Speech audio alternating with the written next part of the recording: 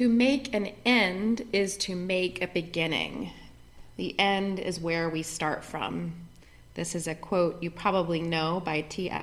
Eliot. Today is a day of endings and beginnings. It's a culmination of, in a time of pinnacle of when we reach that darkest night. Winter solstice marks the darkest night, the longest night of the year. And so we will end those longest nights and begin shorter ones soon, but today we get to revel in that peak moment of long darkness. This long, aching expanse of night then yields itself to nights begin to inch slowly shorter as we round the bend toward the brighter part of the year. But we're not there yet. It's fitting on this winter morning as we prepare for Earth's longest night that we will physically walk a spiraling journey with our bodies. For those of you at home who don't have the pleasure of walking here today, you can do this in your own living rooms or even on a piece of paper. We will hold candles here that will be dark at first and then become lit to light our way. We will spiral into the center and then back out again, a little brighter.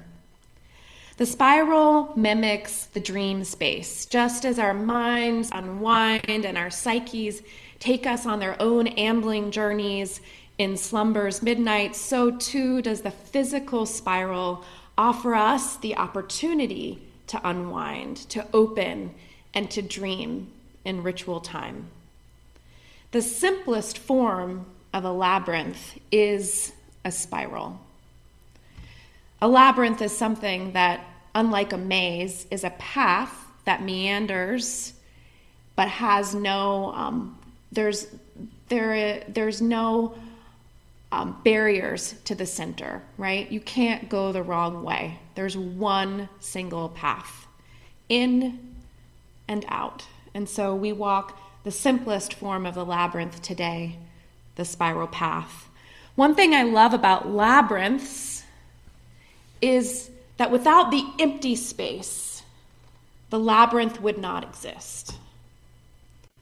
Without that pathway, the pathway of the labyrinth is not the border that marks it. It's not these trees and beautiful green things that makes the labyrinth powerful. It's the blank space that we move through.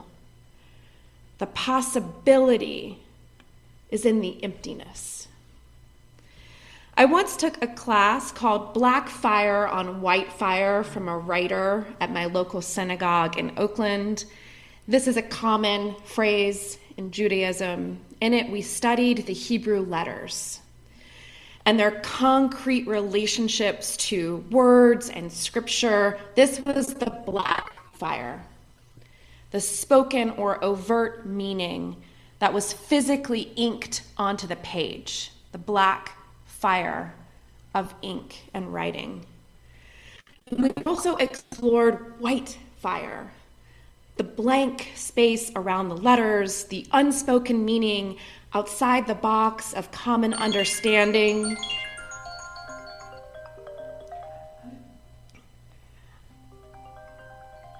Sorry, you all. You know what is so funny is that this is my best friend calling me, and I just called her this morning to complain that she always calls me when I'm preaching.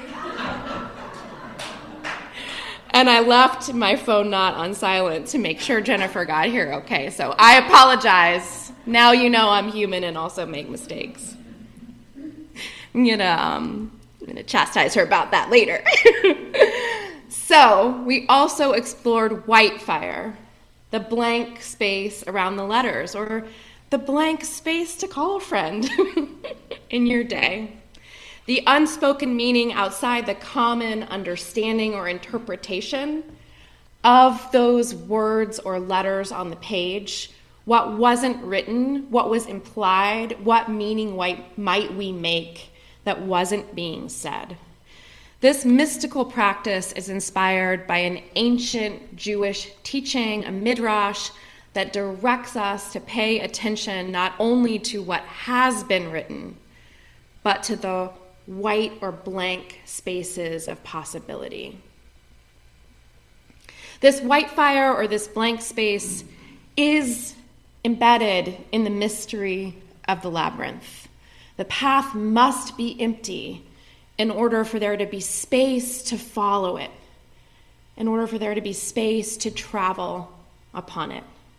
The black fire here of our labyrinth is the border or the drawn line of the spiral. And it's beautiful. But the path is the empty space, the unspoken part that we fill with our intention, that we move into. The white fire is the space where our footprints fit. This empty space invites us to embark upon the journey. Moving into the space of white fire in life is like moving into new or unknown territory, into the unknown. And unknowns can be scary, but they can also be exciting. There's possibility in them. This is the holy space of potential. This is the space that calls us to holy work.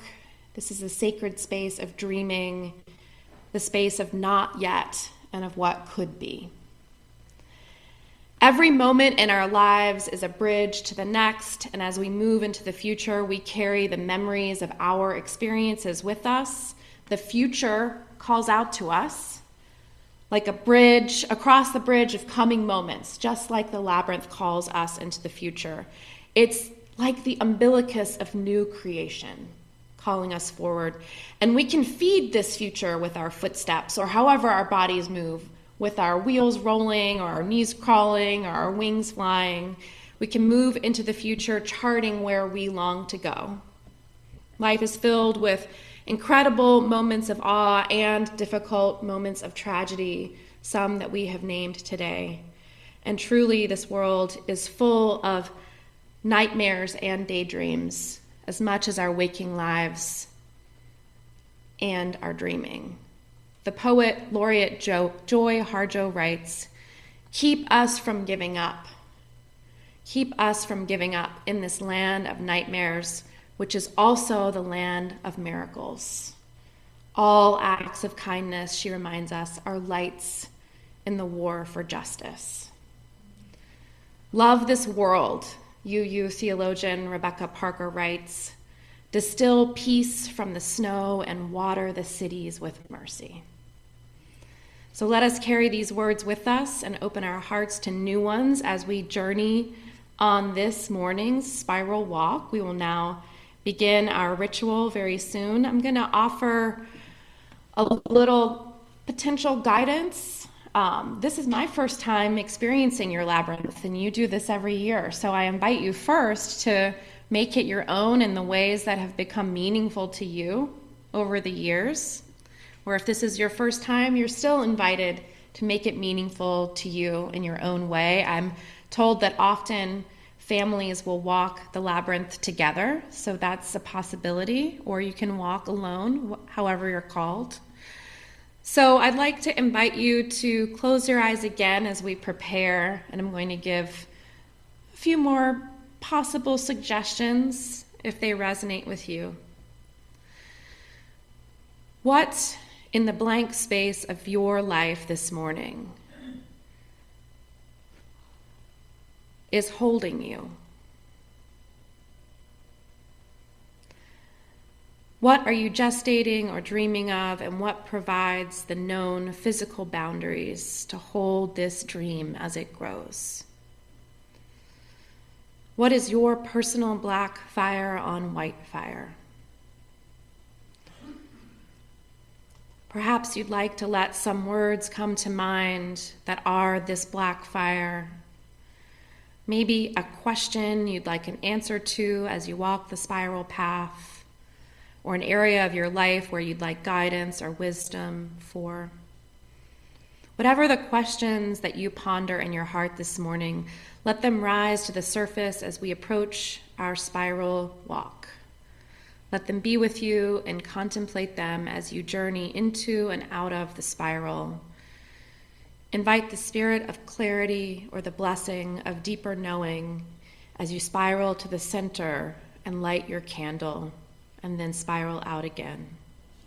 As if welcoming wisdom from a dream, offer up your heart's questions to the white fire, to the blank space, while you travel through the spiral's empty space ahead of you.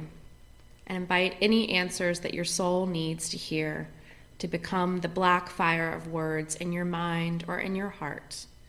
May what is formless yet have form in ways that benefit our individual and inner knowing. We will now each walk our own spiral paths.